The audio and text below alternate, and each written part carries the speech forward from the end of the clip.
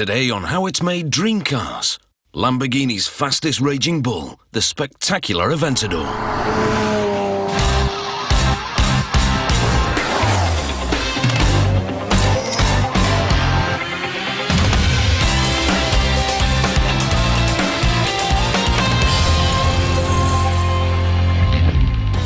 Lamborghini was founded in 1963 by Ferruccio Lamborghini in Sant'Agata Bolognese, Italy. Lamborghini was already a wealthy man manufacturing tractors, but wanted to build a sports car to compete with Ferrari, and his subsequent creations can be seen at the company museum. The first car given the Lamborghini nameplate was the 350 GT, produced in 1964. Just 120 were made, and it had a 3.5-litre V12 engine.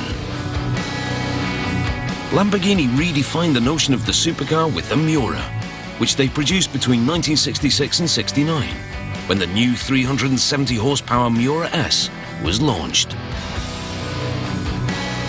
The ever-popular Countach from the mid-70s created Lamborghini's legend.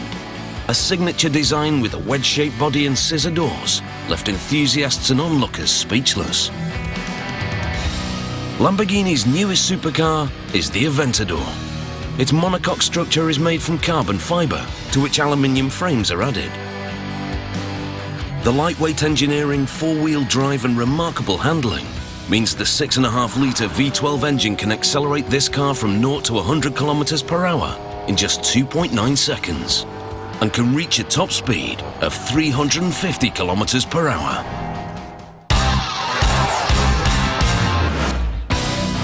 This sports car's monocoque is made from carbon fibre. To build up some of the parts and avoid unnecessary use of the material, some sections are built around epoxy foam. This means the car is extremely robust and incredibly light. In a climate-controlled, dust-free room, a large sheet of resin-impregnated carbon fibre is pulled onto a vacuum-based cutting table.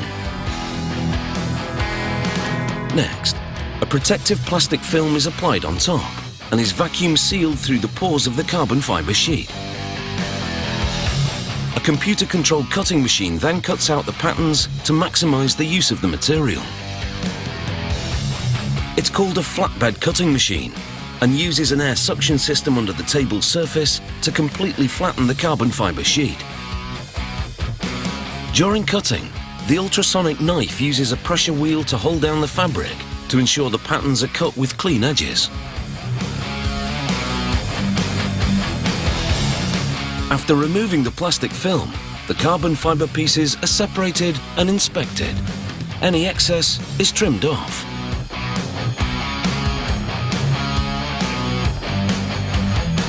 The pre-cut pieces are then grouped together according to their specific position within the final construction of the car. Next, the carbon fibre pieces are fitted into various moulds of the monocoque. Each piece has a self-adhesive backing and must be fitted precisely into the mould. The material's patterns have to match and crisscross in order to construct the required thickness and strength. Once the protective film is removed from the carbon fibre piece, it's fixed into position using a squeegee that sweeps away any air pockets.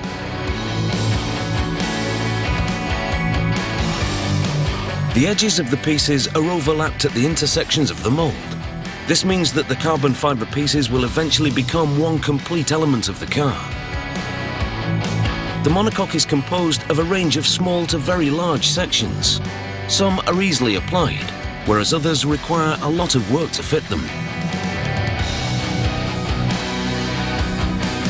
Next, a protective plastic cover is placed over the mould, followed by a white cloth. Then a thick plastic vacuum bag is fitted over the whole mould, and vacuum hoses are connected. The air is then removed, resulting in gravitational pressure forcing the layers of carbon fibre to shape to the mould. The mould then cures in an autoclave at a temperature of 135 degrees Celsius. During this process, the carbon fibre releases the impregnated resin into all areas of the fabric. The vacuum bag and protective white cloth are removed to reveal the solidified carbon fibre part of the monocoque. The mould is then disassembled to allow for the easy removal of the part, in this case, the roof section.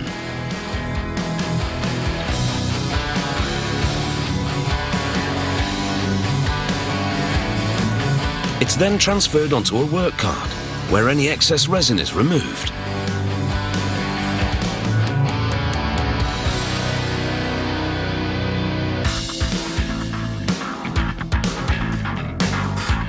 The monocoque also uses lightweight epoxy foam. First, the protective wrapping sheet is removed from a pre-cut piece of carbon fibre. The self-adhesive backing is then heated with a blow dryer. The fibre piece is placed onto the epoxy foam and then scraped to remove any wrinkles. Once in place, the green protective wrapping is removed, revealing the carbon fibre. The rest of the carbon fibre is then pressed into position, using the squeegee to remove any air bubbles. The self-adhesive backing is reheated before the last section is fitted. The biggest advantage of the epoxy foam is that the lightweight material can be shaped and fitted into almost any form. This epoxy foam component will be placed in a strategic position of the carbon fibre monocoque to increase its stiffness and rigidity. The car's foam components will act as spacers between the composite layers, whilst also dampening any noise and vibrations.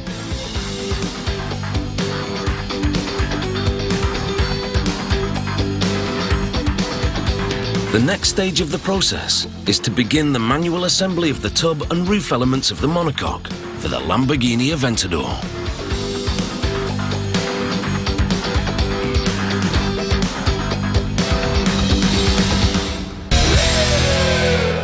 It's such a labour-intensive process to produce the Aventador's lightweight chassis made of a carbon fibre monocoque and aluminium subframes that 146 carbon fibre specialists take 24 hours to build 4 monocoques. In the late 1980s, the company experimented with a chassis and body made of lightweight composite materials, which yielded valuable design information for future cars. The look of any car is essential, but this car styling is revolutionary. The designers constantly sketched new renderings that were extreme. But key were aerodynamics that played a large role in the car's eventual design. To complete the chassis, first the rear subframe is positioned against the monocoque. Then the two parts are bolted together.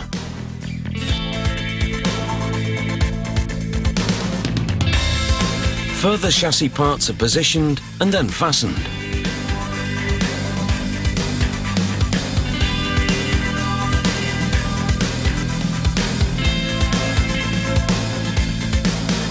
Once the chassis is complete, an air hoist manoeuvres the frame to another workstation, where the car's aluminium body panels will be fitted.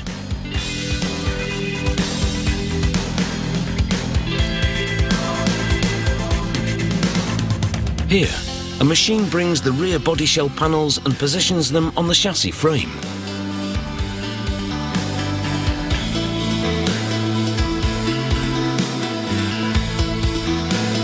Once the body panel has been placed, the unit moves away so the installation can continue.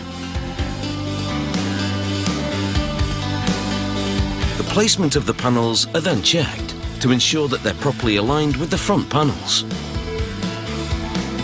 Then a holding brace is slid into position so that the bolts can be fitted. Once all the body parts are fitted, such as the bonnet, doors and wings, as well as the carbon fibre engine cover, it begins to look more like a supercar. Next, the complete frame and body is sent off to an off-site paint shop to receive its many coats of paint. In the paint shop, the first stage is the removal of any defects and the application of a coat of primer. Then in the second phase, the primer is sanded in preparation for the base coat.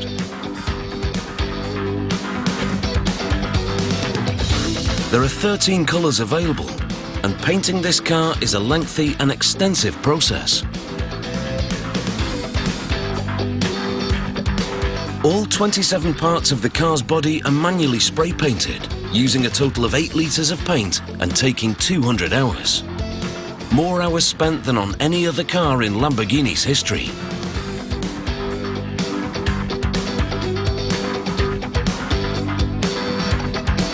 Once the paint is completely dry, the surface is repeatedly buffed, removing any imperfections and leaving a high glossy finish.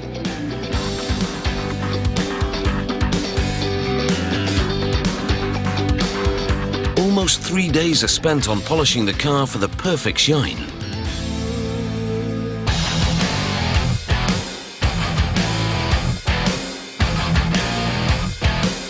Before the body leaves the paint shop, it sits in the ZP5 quality control checkpoint, a specialised light tunnel where it undergoes intense scrutiny for 2 hours by a certified auditor.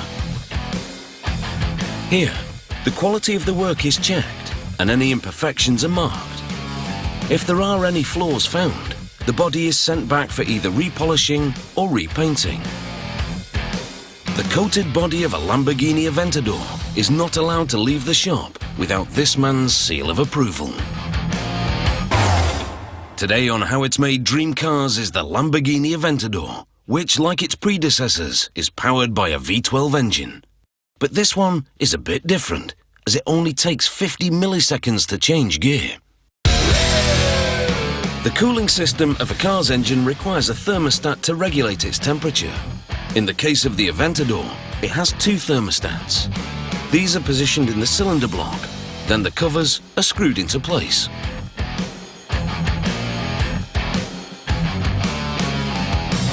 Next, O-rings are fitted into the groove of each cylinder liner. These rings act as a seal, preventing any unwanted loss of vital fluids.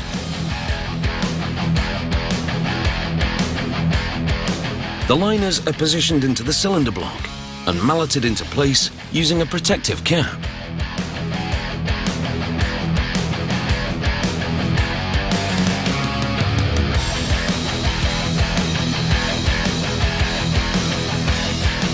The cylinder block is then rotated so that the crankshaft can be installed, which is positioned into the crankshaft bearing cap casing. The crankshaft transmits the car's torque from the pistons and connecting rods to the drive shafts, using various gears, belts and chains.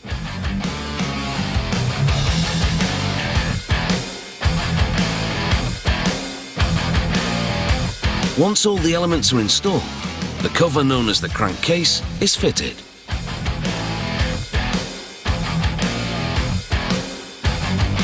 Once the crankcase is fitted, the crankshaft is cranked to ensure that all the parts operate perfectly. Next, the cylinder block is rotated into another position, ready to install the pistons and connecting rods into each cylinder liner. These are tapped into place. The ends of the piston rods are aligned with the crankshaft. When every piston is in position, they're bolted to the crankshaft.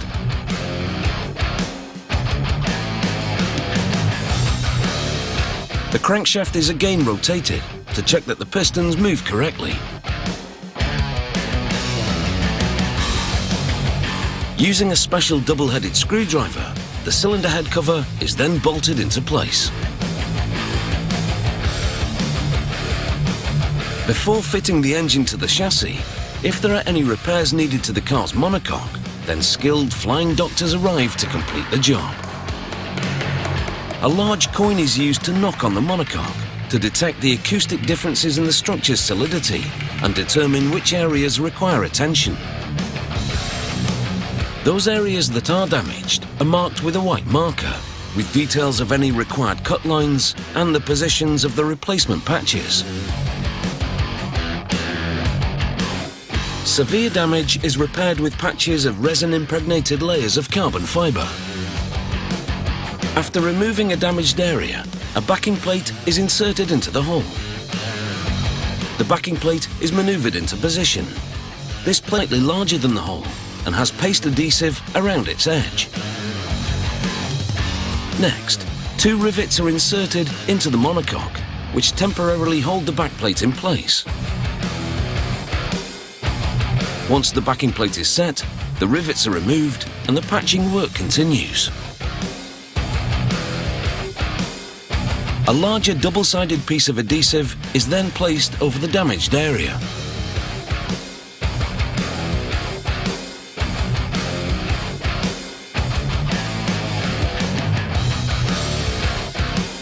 Using a squeegee, the layer is smoothed, removing any air bubbles or creases. Then a pre-impregnated carbon fibre layer is stuck onto the piece of adhesive.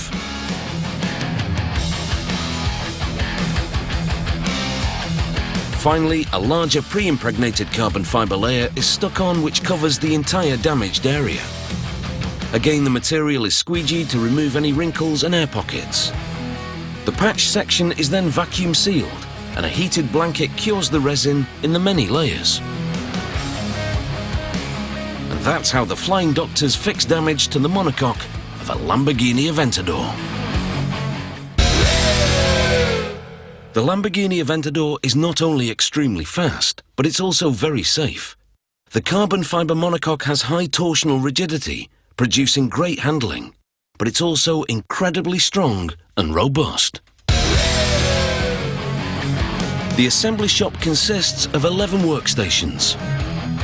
At one station, in an automated frame, the car is rotated vertically so that thermal acoustic insulation blankets can be installed.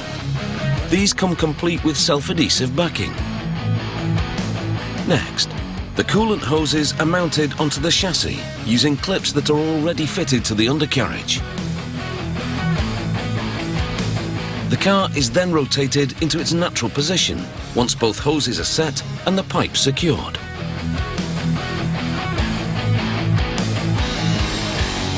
Next, the transfer case, which is part of a four-wheel drive system, is connected to the transmission, as well as the front and rear axles. The transfer case receives power from the transmission and sends it to both axles. It's mounted using a lifting device and then manually bolted in place.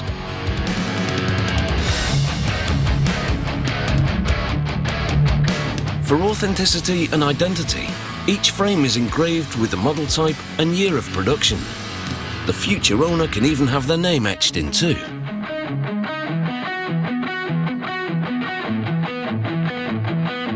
Next, the dashboard is installed.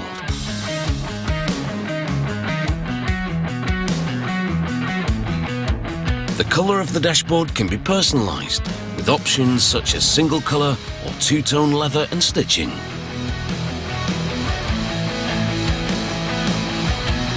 The rear of this supercar is the most complex part of the vehicle. In another section of the assembly shop, the V12 engine, the gearbox and other engine components are manoeuvred over and into the rear midsection of the body frame. At this stage, all the specified cable and piping is fitted.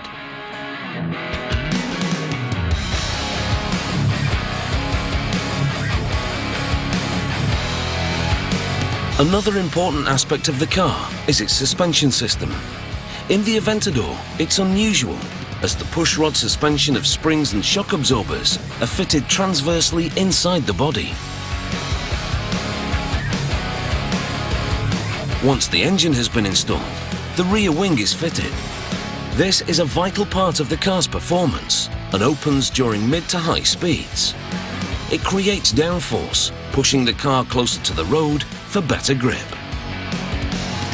A measuring gauge is used to ensure it's accurately fitted. The rear wing is then tested to check its 3 preset positions. Next, the rear body panel is installed. After which, the leather bucket seats are fitted into the cockpit. These too can be personalised.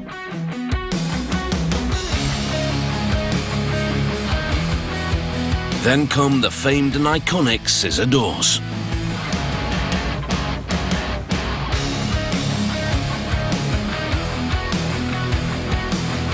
The suspension uses a push rod system with aluminium double wishbone control arms. A bell crank actuates the internal vertically integrated spring and damper unit. This allows the wheels to be glued to the road when cornering at high speed. Also, the carbon fibre ceramic brake discs give the Aventador incredible stopping power. Now complete with its optional black alloys, the car leaves the assembly shop for its extensive test drives.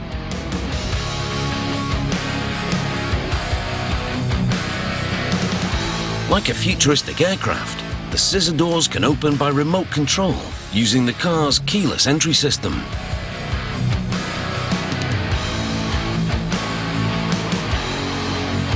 And when you actually get inside, the aircraft appearance continues, with its central controls appearing to be inspired by a fighter jet.